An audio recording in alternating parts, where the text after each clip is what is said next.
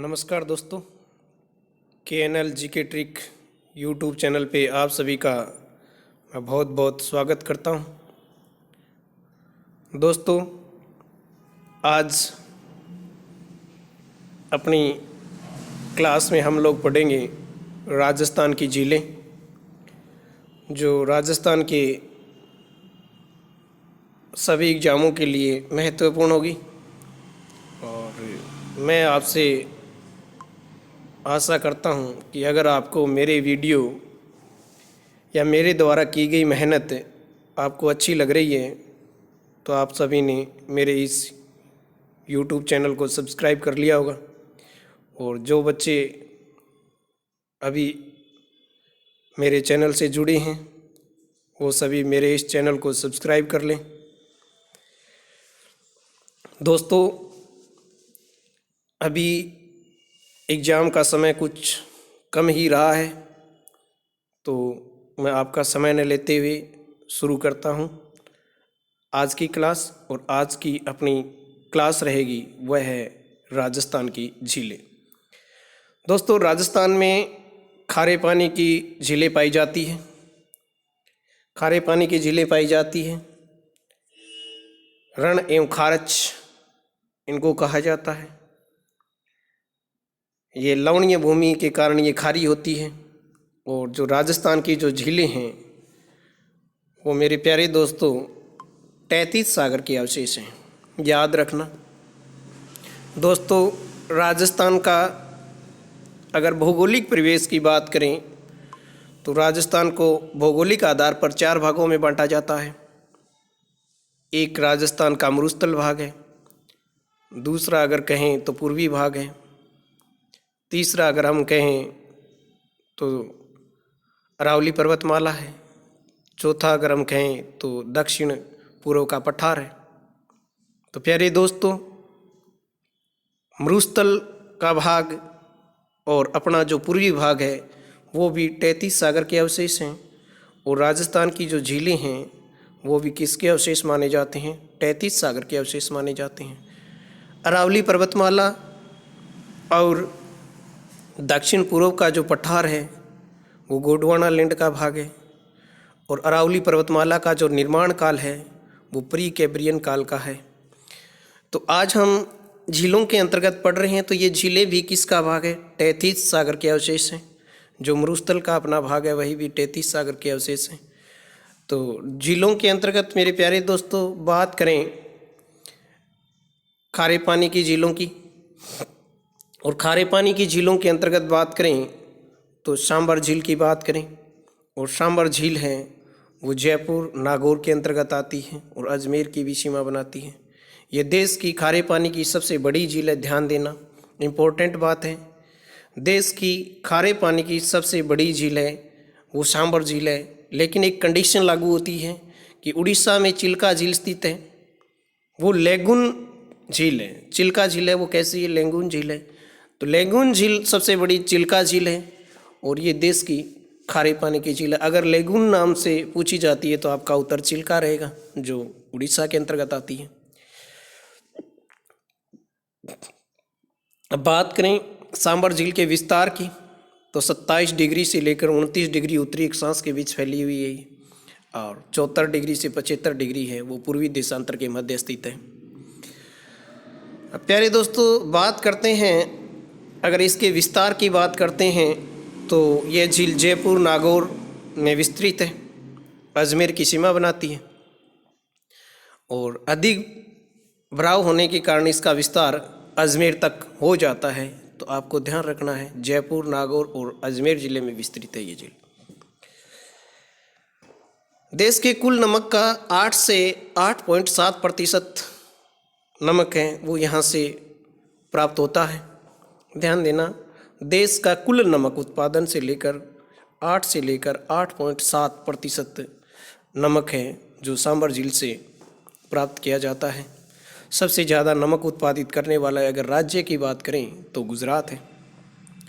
अब बात करें दोस्तों कि सांबर झील में कौन कौन सी नदियां आकर अपना जल गिरती हैं या अपना जल सांबर झील को देती हैं, तो याद रखना इम्पोर्टेंट है ये बात। मेंथा जिसको हम मेंढा भी कहते हैं, रूपनगढ़ है, खारी है, खंडेला है, ये सभी की सभी नदियां हैं, ये सांभर झील में आकर गिरती हैं। यहाँ पर केंद्र सरकार के द्वारा की बात करें या भारत सरकार की बात करें तो हिंदुस्तान नमक कंपनी ने यहाँ 1964 में सांभर साल्ट परियोजना शुरू की थी।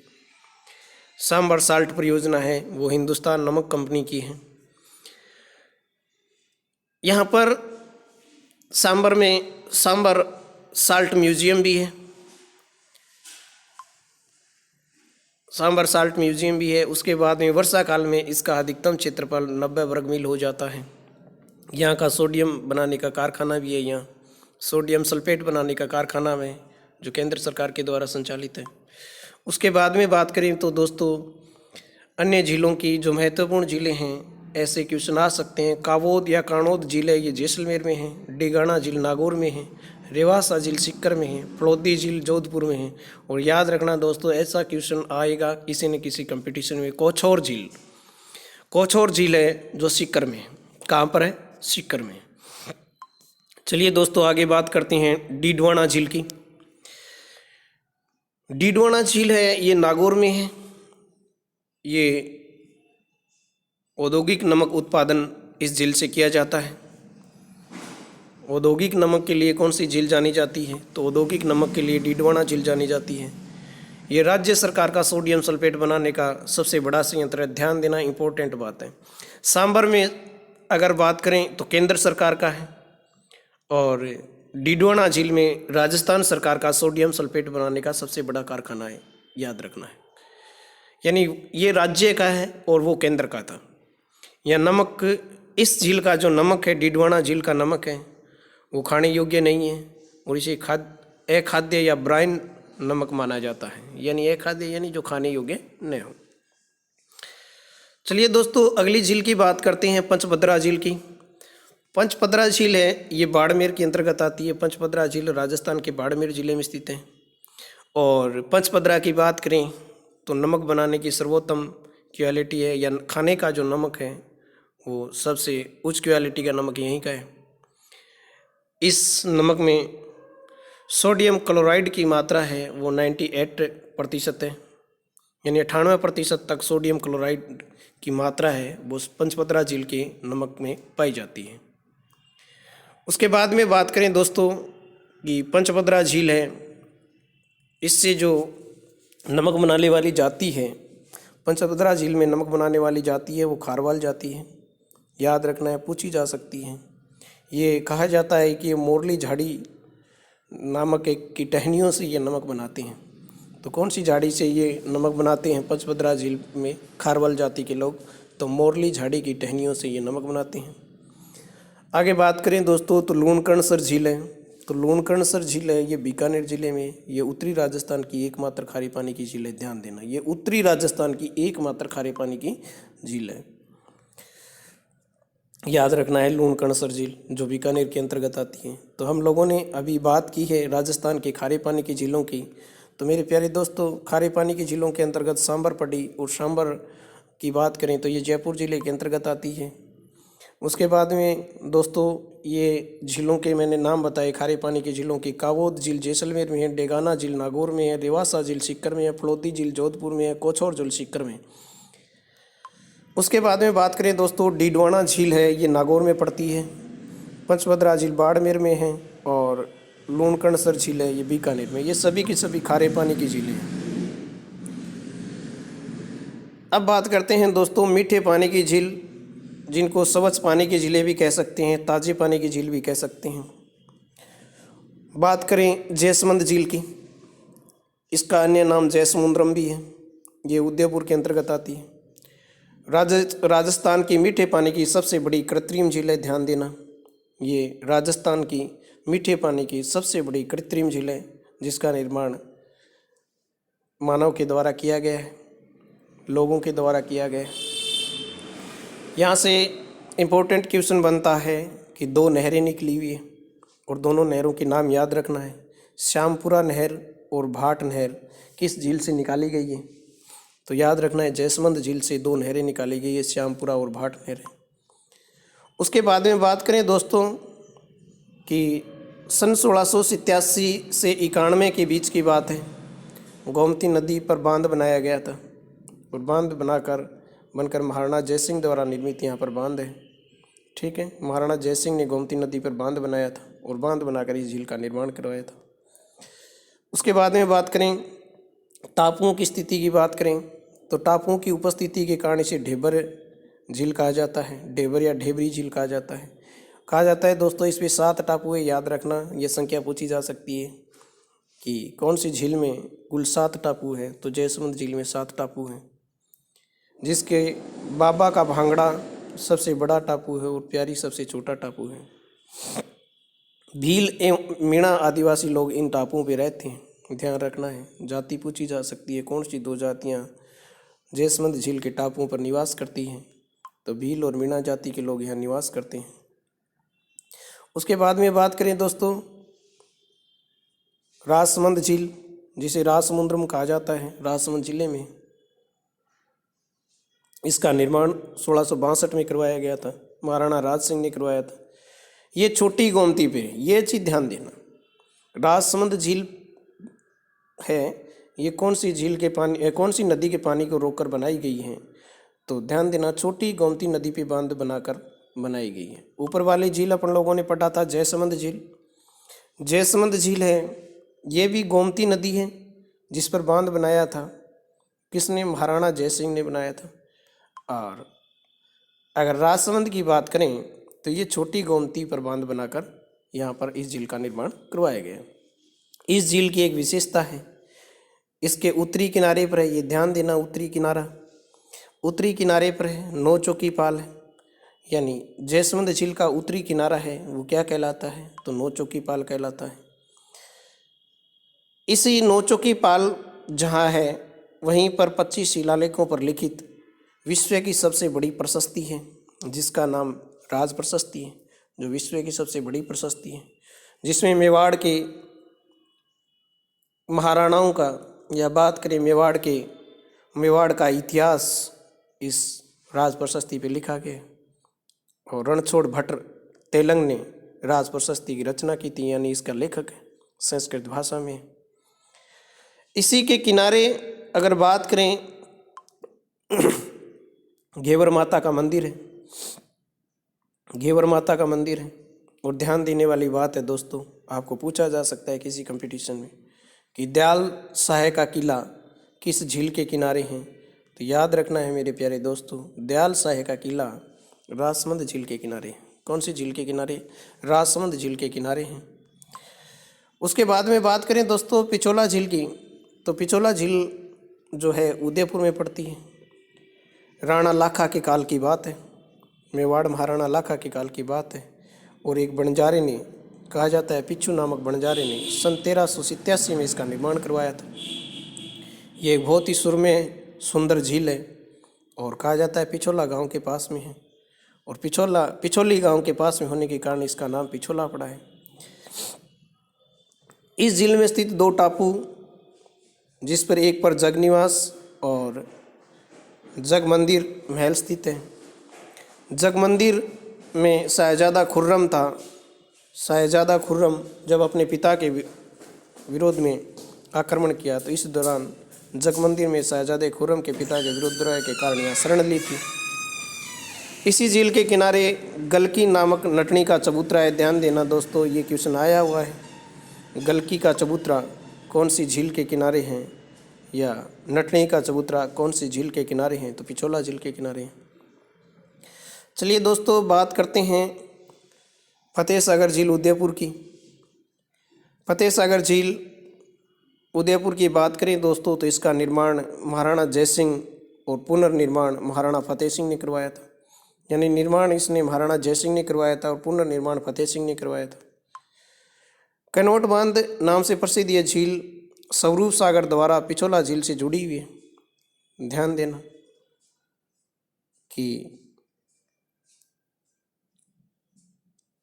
एक साइड में फतेह सागर झील है और एक साइड में पिछोला झील है। फतेह सागर और पिछोला झील, जिसके बीच में स्वरूप सागर है, जिससे ये जुड़ी हुई है। और यहाँ पे बनाया गया कनौट बांध। क्वेश्चन आ सकता है दोस्तों, कैनोट बांध कौन सी दो झीलों पे बनाए गए हैं? तो फतेह सागर झील और पिछोला झील पे बनाए गए हैं। ठीक है, और वहाँ पर ये स्वरूप सागर द्वारा इसको जोड़ा गया है। इसके किनारे को मोती मगरी कहा जाता है, यानी इस एक किनारे को मोती मगरी पहाड़ी स्थित है। ठीक है, एक किनारे पर, इसी फतेह सागर झील के एक किनारे पर मोती मगरी पहाड़ी स्थित है। इसी झील के किनारे एक टापू पर नेहरू उद्यान है तथा दूसरे पर सौर वेधशाला है। ठीक है, तो सौर वेधशाला, नेहरू उद्यान की बात करें, कैनोट बांध की बात करें, तो फतेह सागर झील उदयपुर से संबंधित है। उसके बाद में बात करें दोस्तों पुष्कर झील की। पुष्कर झील की बात करें तो पुष्कर झील अजमेर में है, राज्य की सबसे पवित्र झील, जिसको तीर्थराज पुष्कर के माना जाता है। और पुष्कर झील के किनारे कुल 52 घाट है। टोटल घाटों की संख्या कितनी? 52 घाट है। सबसे बड़ा घाट है वो महात्मा गांधी घाट है, जिसको गो घाट भी कहा जाता है। क्या कहा जाता है? गो घाट भी कहा जाता है। इंग्लैंड की रानी मेरी यहाँ आई तो मेरी जनाना घाट बनाया गया। ठीक है, इंग्लैंड की महारानी आई थी यहाँ पे, जिसका नाम मेरी था, और इसी कारण एक घाट का नाम यहाँ पे मेरी जनाना घाट बनवाया था। और मेरी जनाना घाट भी कहाँ पर है? पुष्कर झील के किनारे। इस झील के किनारे ब्रह्मा जी का एकमात्र मंदिर है। कार्तिक पूर्णिमा को यहाँ राज्य का सबसे रंग बिरंगा मेला लगता है, याद रखना है, कार्तिक पूर्णिमा को यहाँ मेला लगता है। उसके बाद में बात करें दोस्तों नक्की झील की। नक्की झील है ये सिरोही में है। ध्यान रखना है कि राजस्थान की सबसे ऊंचाई पर 1220 मीटर पर स्थित ये झील है। ध्यान रखना है, इम्पोर्टेंट बात है कि राजस्थान का सबसे ऊंचा स्थान माउंट आबू है, और माउंट आबू की ऊंचाई भी कितनी है? 1220 मीटर है। तो दोनों याद रखना है, नक्की झील भी राजस्थान की सबसे ऊंची है और ये 1220 मीटर ऊंची है। और माउंट आबू की भी ऊंचाई भी कितनी मानी जाती है? सबसे ऊंचा स्थान है, ऊंचाई पे स्थित नगर माउंट आबू है, जिसकी ऊंचाई 1220 मीटर है। वैज्ञानिकों, भूगोलवेताओं के अनुसार यह ज्वालामुखी क्रेटर झील है। ध्यान रखना, राजस्थान की एकमात्र ज्वालामुखी क्रेटर झील है तो नक्की झील है। लेकिन एक लोक मान्यता किंवदंती के अनुसार अगर अपन बात करें,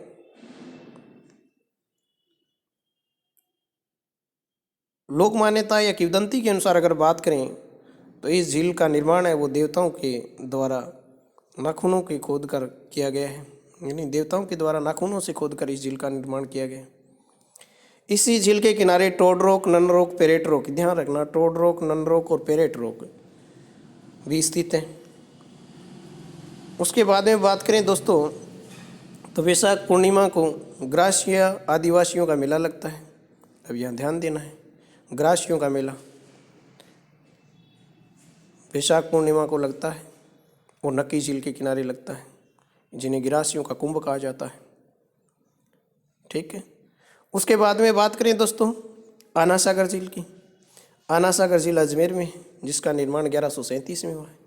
आना जी ने करवाया था, यानी अर्णोराज चौहान के द्वारा करवाया गया था। इसके किनारे जहांगीर ने दौलत बाग बनवाया था।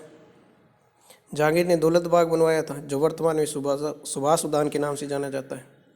ध्यान रखना है, दौलत बाग कौन सी झील के किनारे हैं? तो आना सागर झील अजमेर में, और अजमेर के किनारे आना सागर झील के किनारे दौलत बाग है। दौलत बाग का निर्माण है वो जहांगीर ने करवाया था। और वर्तमान में इसी दौलत बाग में क्या चल रहा है? सुभाष उद्यान चल रहा है। और आना सागर झील के किनारे शाहजहाँ ने 12 खंभों की, अब यहाँ ध्यान देना, 12 दरी इसी को कहा जाता है। शाहजहाँ ने 12 खंभों की 12 दरी का निर्माण करवाया था, जिसको अवलोकन स्थल या प्रकोटा कहा जाता है। तो अपने को ध्यान देना है दोस्तों, नेहरू उद्यान की बात करें तो फतेह सागर झील के अंदर उदयपुर में स्थित है। तो सुभाष उद्यान की बात करें तो आना सागर झील अजमेर में स्थित है। तो दोस्तों ये आज का पॉइंट था अपना झीलों का। और आगे की झीलों की बात करें तो फाय सागर झील की बात करते हैं। और फाय सागर झील की बात करें तो ये अजमेर में स्थित है, जिसका निर्माण 1891-92 में हुआ। और ध्यान देना, फाय सागर झील का निर्माण अकाल रात कार्यों के लिए हुआ था, और इसकी जो इंजीनियरिंग था वो इंजीनियर फोय था, इसी के नेतृत्व में ये झील बनाई गई थी। और बांडी नदी का जो जल है वो इस झील में आता है, फाय सागर झील में। तो याद रखना है 1891-92 में फोय सागर झील का निर्माण करवाया गया था। किसकी देखरेख में हुआ? इंजीनियर फोय की देखरेख में हुआ। और बांडी नदी का जल किस में आता है?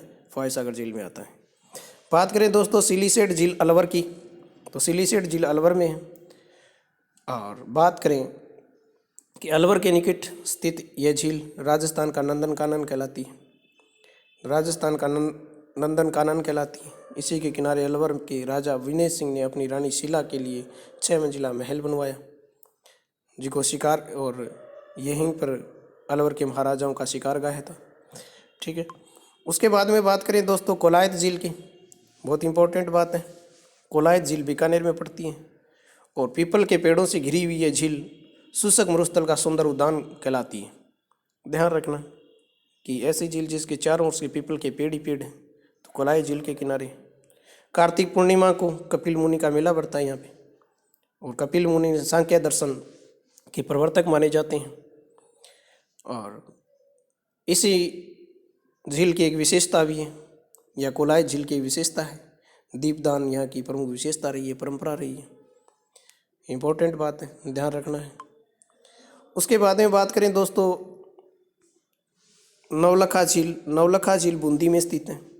बूंदी के तारागढ़ दुर्ग की तलहटी में राव उमेद सिंह द्वारा निर्मित है ये, तो ये ध्यान देना है। तारागढ़ दुर्ग बूंदी में भी है और तारागढ़ दुर्ग अजमेर में भी है, याद रखना है। और इसका निर्माण है राजा उमेद सिंह ने करवाया था। उसके बाद में बात करें दोस्तों गैब सागर या गैब सागर डूंगरपुर की। डूंगरपुर के महाराव गोपीनाथ द्वारा निर्मित झील में बादल महल स्थित है, ध्यान रखना है। गैब सागर झील का निर्माण महाराव गोपीनाथ ने करवाया था, जो डूंगरपुर में स्थित है। और इसी झील में एक महल बना हुआ है जिसका नाम है बादल महल। इसी झील के किनारे उदय विलास महल है, राजेश्वर मंदिर है, विवेकानंद स्मारक है। ध्यान रखना, पूछा जा सकता है कि राजस्थान में किस झील के किनारे विवेकानंद स्मारक है, तो बड़ा नाम है गैब सागर झील के किनारे। कालीबाई की छतरी भी यहीं पर स्थित है, भील वाले का कालीबाई। उसके बाद में बात करें दोस्तों बालसमंद झील की। बालसमंद झील जोधपुर में स्थित है, ध्यान रखना है दोस्तों। गुर्जर प्रतिहार काल में निर्मित ये झील है। जोधपुर के मंडोर के शासक बालकराव प्रतिहार द्वारा निर्मित है ये। इसके किनारे महाराजा सूर सिंह ने बारादरी का निर्माण करवाया था, ध्यान देना। बारादरी का निर्माण आना सागर झील के किनारे भी है, बारादरी का निर्माण करवाया था। महल और जनाना बाग यहाँ का बनवाया गया था। और यहाँ पर एक चीज़ आना सागर झील के बारे में थोड़ा ध्यान रखना है, क्योंकि इम्पोर्टेंट बनता है। क्योंकि आना सागर झील के किनारे जो बारादरियों का निर्माण करवाया था वो शाहजहाँ ने करवाया था, याद रखना है। दौलत बाग का निर्माण करवाया था वो जहांगीर ने करवाया था। और बात चल रही थी अपनी किसकी? बात चल रही थी दोस्तों बालसमंद झील की। और बालसमंद झील के किनारे भी बारादरी है, जो किसने बनवाई थी? महाराजा सूर सिंह ने बनवाई थी। उसके बाद में बात करें दोस्तों कायलाना झील की। कायलाना झील है जो जोधपुर में। इस मीठे पानी का झील का निर्माण, ये ध्यान देना, मीठे पानी का झील का निर्माण है वो जोधपुर राज परिवार के सर प्रताप ने करवाया था। ठीक है। इसके किनारे माचिया सफारी पार्क मर्ग वन है, जो बायोलॉजिकल पार्क स्थित है। ठीक है। तो ये चीज़ थी दोस्तों अपनी झीलें। और अगर आपको मेरा ये कंटेंट अच्छा लग रहा है या मेरे द्वारा बताई गई बातें आपको कुछ समझ में आ रही है, तो एक बार कमेंट बॉक्स में ज़रूर बताएं और लाइक और शेयर ज़रूर करें। इसी के साथ जय हिंद, जय भारत। आपका दिन शुभ हो।